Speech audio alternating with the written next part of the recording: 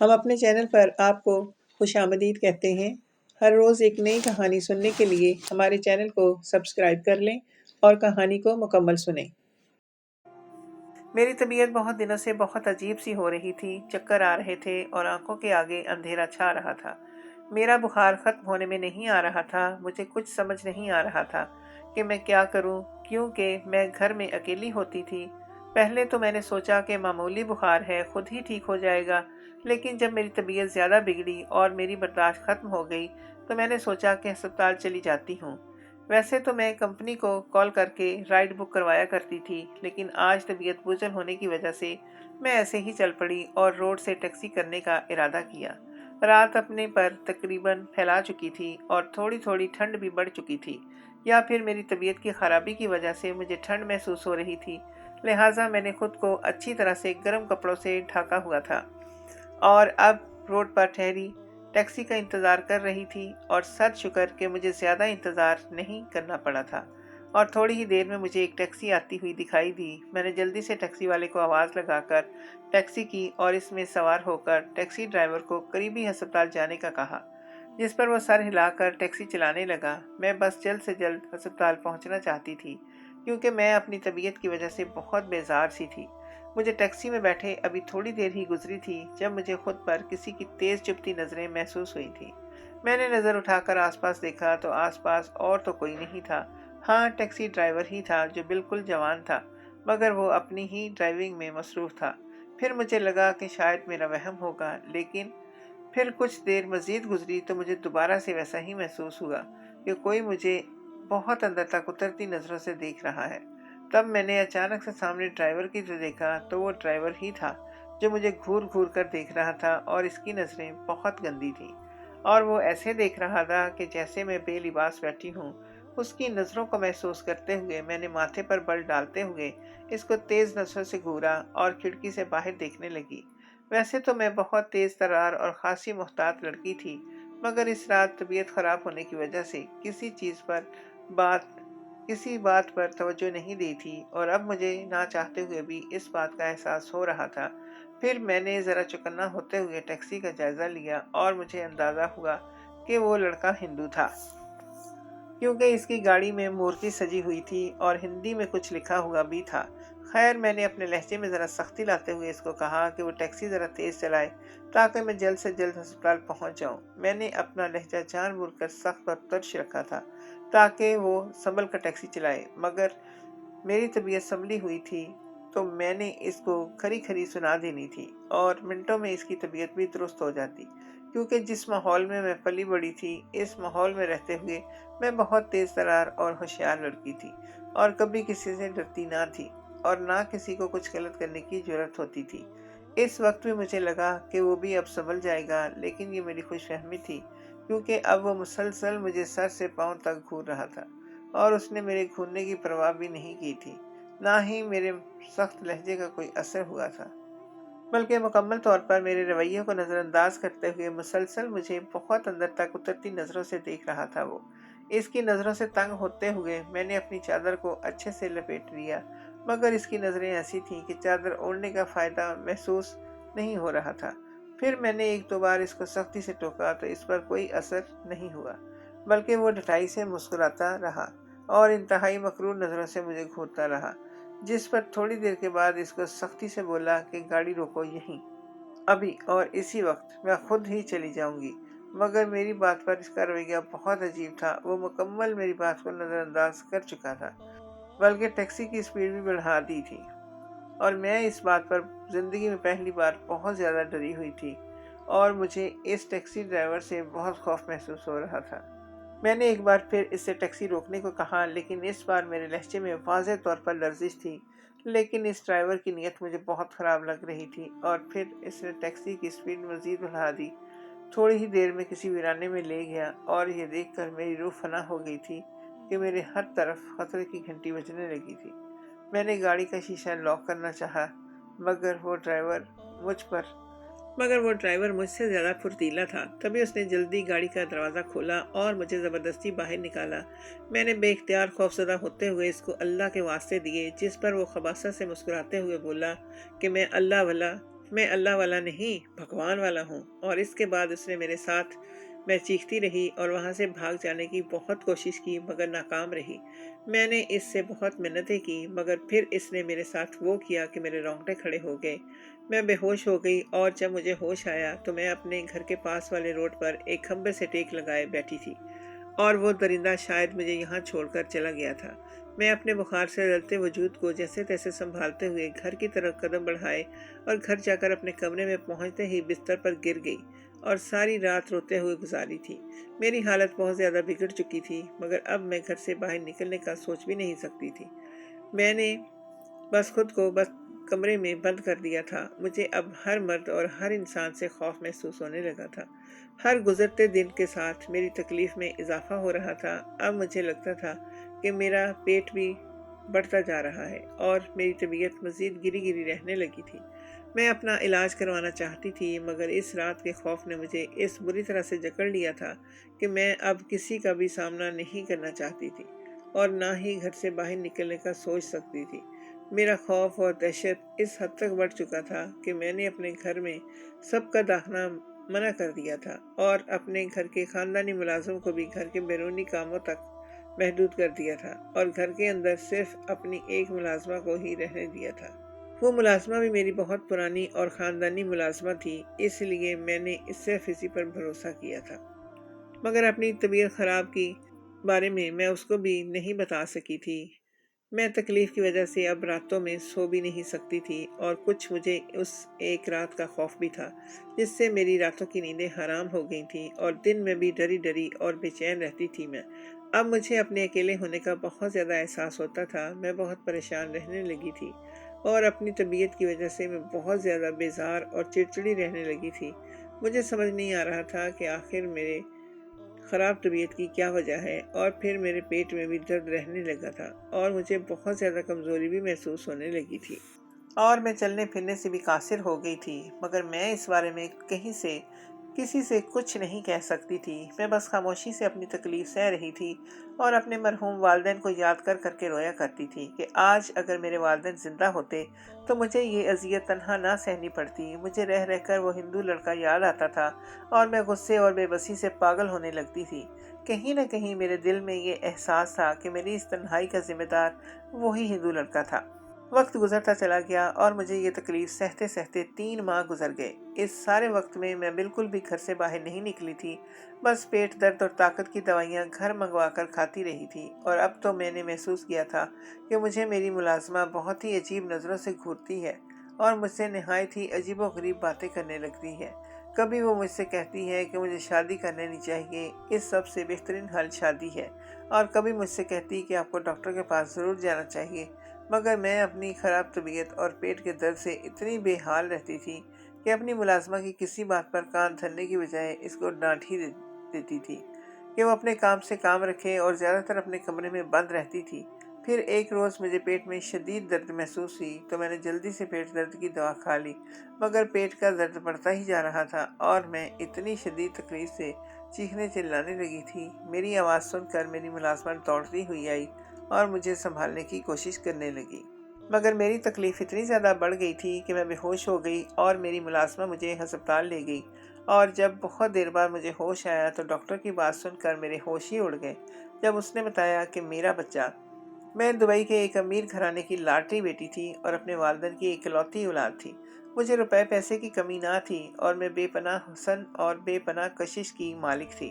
مجھے میرے والدین بہت پیار سے پالا تھا جس وجہ سے میں بہت زیادہ بگڑی ہوئی تھی اور مغرور لڑکی بن گئی تھی اور اپنے آگے کسی کو بھی کچھ نہیں سمجھتی تھی۔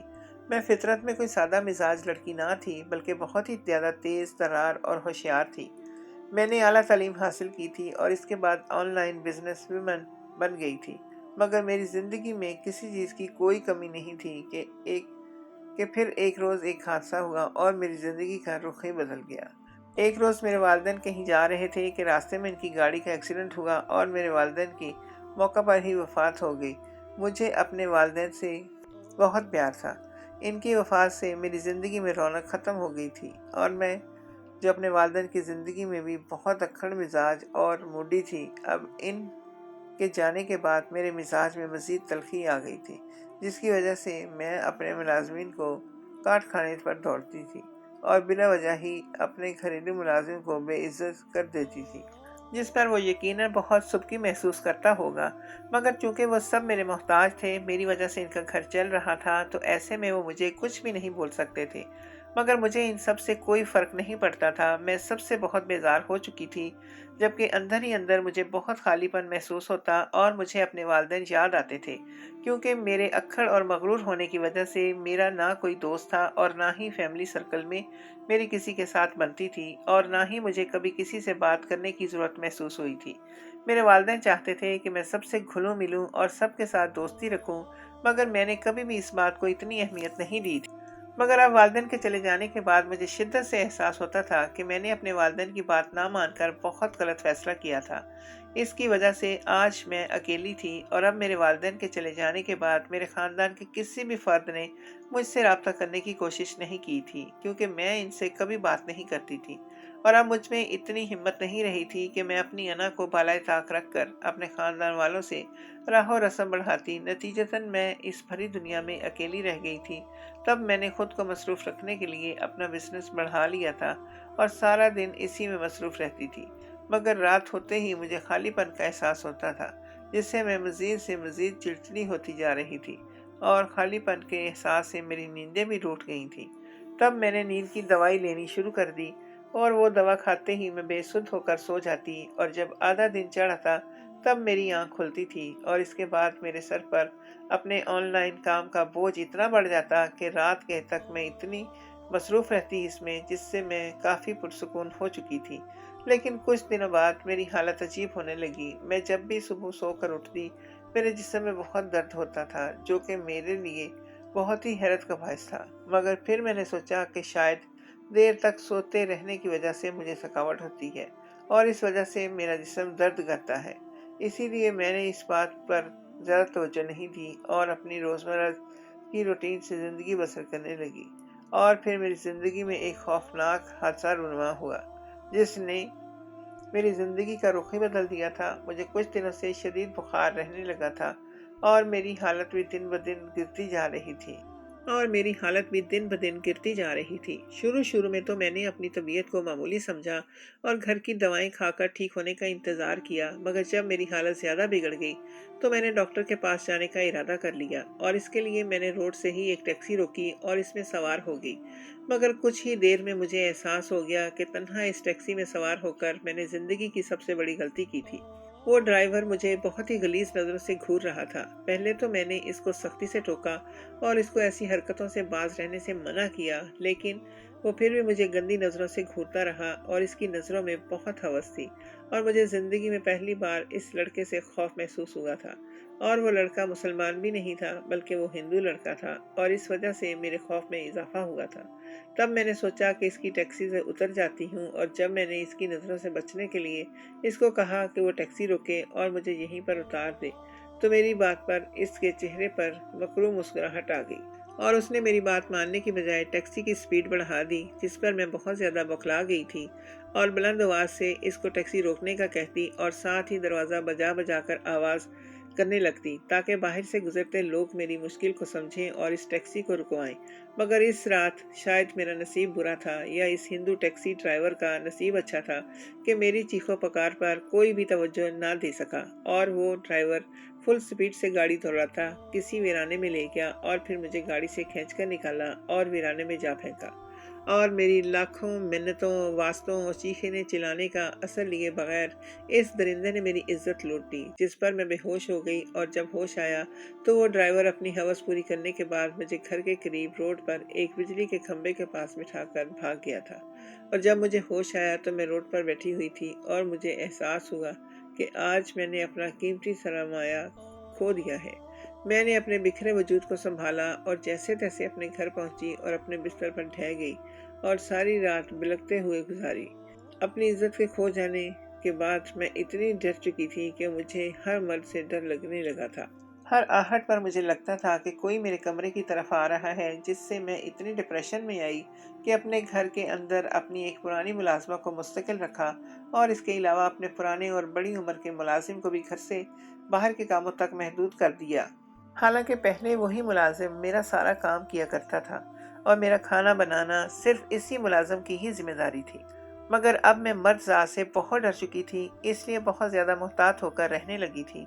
और फिर इन दिनों मेरी तबीयत बहुत गिरी गिरी और अजीब सी रहने लगी थी और मुझे पेट में शदीद दर्द महसूस होता था और मुझे महसूस होने लगा कि मेरा पेट मुसलसल फूलता जा रहा है। मुझे अपनी इसी तबीयत की खराबी की कुछ समझ नहीं आती थी, मगर मैं इतना डरी हुई थी कि अस्पताल जाने का सोच भी नहीं सकती थी।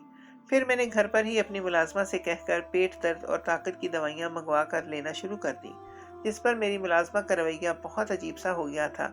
वो मुझे बहुत अजीब नज़रों से देखती थी, मगर मेरी आदत से वाकिफ थी, इसीलिए एक दो बार दबे दबे लहजे में मुझे टोका और जब मैंने डांट दिया तो वो भी चुप हो गई और मुझे मेरे हाल पर छोड़ दिया। 3 माह इस तकलीफ में रहने के बाद एक रोज़ मेरी तकलीफ बढ़ गई और मैं दर्द की शिद्दत ना सहते हुए बेहोश हो गई। तब मेरे मुलाजमों ने जैसे तैसे मुझे अस्पताल पहुंचाया और होश पर आने पर मुझे पता चला कि मैं एक बच्चे की मां बन चुकी थी। यह खबर मुझ पर बिजली बनकर गिरी थी। आखिर इस हिंदू लड़के ने ऐसा क्या किया था कि मुझे 3 माह में बच्चा हो गया था और मेरा सोच सोच कर बुरा हाल था। और फिर कमरे में वो डॉक्टर आई जिसने मेरा ऑपरेशन किया था। इस डॉक्टर ने मुझे बहुत रूखे लहजे में कहा कि अगर बच्चा पैदा करना नहीं भी था तब भी आपको इतनी बद एहतियाती नहीं करनी चाहिए थी, इसमें आपकी जान भी जा सकती थी। तब मैंने लड़खड़ाते हुए पूछा कि क्या आप बता सकती हैं कि मैं कितने महीने की प्रेग्नेंट थी। तो वो मेरी बात पर हैरान होते हुए बोली कि 6 माह का प्री मेच्योर बच्चा हुआ है आपका, और वो भी आपकी गलत दवाइयाँ लेने पर वक्त से पहले हो गया है। बहरहाल आप अपना ख्याल रखें और अब दवाओं में बद एहतियाती मत करना, आपकी सेहत मजीद बिगड़ जाएगी। इस डॉक्टर की बात सुनकर मेरे तो होश ही उड़ गए थे। वो क्या कहकर गई थी कि मुझे 6 माह की प्रेगनेंसी थी, जबकि सिर्फ 3 माह पहले ही इस हिंदू लड़के ने मेरी इज्जत खराब की थी। तो क्या वो बच्चा इस हिंदू टैक्सी ड्राइवर का नहीं था? इसका मुजरम कोई और था, मगर कौन? मैंने तो कभी घर से बाहर ना वक्त गुजारा और ना ही मेरे पास किसी का आना जाना था, और मेरे घर में भी मेरे अलावा कोई नहीं रहता था। तो आखिर ये सब किसने किया था? मैं सोच सोच कर हलकान होती रही, मगर मेरी समझ में कुछ नहीं आ रहा था। मैं जैसे तैसे घर वापस आ गई। मैं महसूस कर सकती थी कि मेरे मुलाजिमीन मुझे बहुत ही अजीब नज़रों से घूर रहे थे और मेरे लिए ये खासी शर्मिंदगी की बात थी, मगर वो मेरे सामने बोलने की हिम्मत नहीं रखते थे और मेरे लिए इतना ही काफ़ी था। मैंने अभी तक बच्चे की शक्ल तक नहीं देखी थी और ना ही मुझे इसमें कोई दिलचस्पी महसूस हो रही थी, बल्कि मुझे इस नापाक और नाजायज बच्चे से घिन महसूस हो रही थी। और वैसे भी अभी मैं इस और वैसे भी मैं अभी इस शशोपंज में मुब्तला थी कि मेरे साथ ये सब किसने किया। फिर मेरी सोच मेरे मुलाजिम पर टिकी। एक वही था जो मेरे घर में दिन रात रहता था, मुझे खाना पीना भी वही देता था और वही था जो मेरे कमरे तक भी आता था। ये सोचकर मुझे शदीद गुस्सा और गम हुआ और इस हालत में ये सोचकर मेरा शदीद गम और गुस्से से हालत खराब होने लगी और मैं अपने हवास खोने लगती थी। मेरा दिल चाहा कि मैं अभी के अभी इसको पुलिस के हवाले कर दूं, मगर ये भी अभी मेरा शक ही था। फिलहाल मुझे सबूत की तलाश थी। इसके लिए मैंने बहाने से इस मुलाजिम को दोबारा से अपने पुराने काम पर मामूर किया और इस पर नज़र रखने लगी। पहले तो मुझे बहुत खौफ आया था कि वो एक मजबूत जिसामत का मोटा भद्दा और काला आदमी था, और अगर वाकई वही मेरा मुजरिम था तो मैं अब भी इसके चुंगल से नहीं बच सकती थी। मगर मुझे याद आया कि मैंने रात में बेसकूनी से बचने के लिए नींद की दवाइयाँ ली थी, तो शायद तब ही इस मुलाजिम को इतनी जुर्रत मिली थी कि उसने मेरी इज्जत खराब कर दी। लेकिन अब मैं खबरदार थी और हर हाल में मुजरिम तक पहुंचना चाहती थी। इसीलिए मैंने सिर्फ दवाएं लेने का ड्रामा शुरू किया, मगर एक रात भी दवा नहीं ली। मगर एक हफ्ता तक मैंने इसको आजमाया और ये देखकर हैरान रह गई कि वो रात में मेरे कमरे में आता ज़रूर था, मगर सिर्फ और सिर्फ मेरे ऊपर रज़ाई ठीक करता था और कमरे की खिड़की दरवाज़ा चेक करता और इसके बाद चला जाता था। इन 7 रातों में एक बार भी उसने मेरी तरफ नहीं देखा था, बल्कि वो मेरा बेटियों की तरह ख्याल रख रहा था। तब मुझे बाबा की बात याद आई थी कि बेटा, और किसी पर भरोसा करो या ना करो, लेकिन करीम बख्श चाचा पर आंख बंद करके यकीन करना, ये बिल्कुल तुम्हारे बाप की तरह है। बाबा की बातें याद आने पर मुझे बहुत रोना आया था और 7वीं रात जब मेरा मुलाजिम सब सेट करके कमरे से जाने लगा तो मैंने इसको आवाज़ देकर रोका। मेरी पुकार पर मुलाजिम हैरान होता हुआ मेरी तरफ आया। मैंने उसको अपने पास बिठाकर रोते हुए सारी हकीकत बता दी कि अब तक मुझ पर क्या बीती थी और ये भी कि ये बच्चा कैसे इस दुनिया में आया था। मुलाजिम मुंह खोले मेरी बातें सुन रहा था। तब मैंने इसे कहा कि चाचा सेहर पर जोर दें, क्या आपके अलावा भी कोई मर्द इस घर में आया था? तो वो मुलाजिम बोला कि नहीं बेटी, आज तक तो कोई नहीं आया इस घर में मेरे अलावा। हाँ, बड़े साहब और बीबी की वफात के बाद मैं एक बार गांव गया था और घर को परवीन के हवाले करके गया था, और तब मैंने एक और मुलाजमा से सुना था कि इस दौरान परवीन का बेटा 2-3 बार इसको मिलने आया था, और चूंकि मैं घर पर था नहीं तो इसलिए इस बार वो घर के अंदर तक भी गया था। तब मुलाजिम की बात सुनकर मेरे सर पर आसमान गिर पड़ा और मुझे पूरा यकीन हो गया कि ये सब उसी की कारस्तानी है। फिर अगले ही दिन मैंने मुलाजिम की मदद से पुलिस बुलवाकर अपनी मुलाजमा और इसके बेटे को गिरफ्तार करवाया। मुलाजमा रोने धोने लगी कि वो तो कुछ नहीं जानती ना, इसने कुछ गलत किया है। लेकिन इसके बेटे को जब पुलिस की मार लगी तो वो फर फर बोलने लगा कि हाँ, जब मैं अम्मा से मिलने आया तो मुझसे बातें करते हुए अम्मा अपनी मालकन का दूध का गिलास मालकन को देने गई थी और दरवाजे की ओर से अम्मा की हसीन मुलाजमा देखकर मेरी नीयत खराब हो गई थी। और फिर अम्मा के बताने पर कि इसकी मालकन नींद की दवाइयाँ खाती है, मेरा काम आसान हो गया।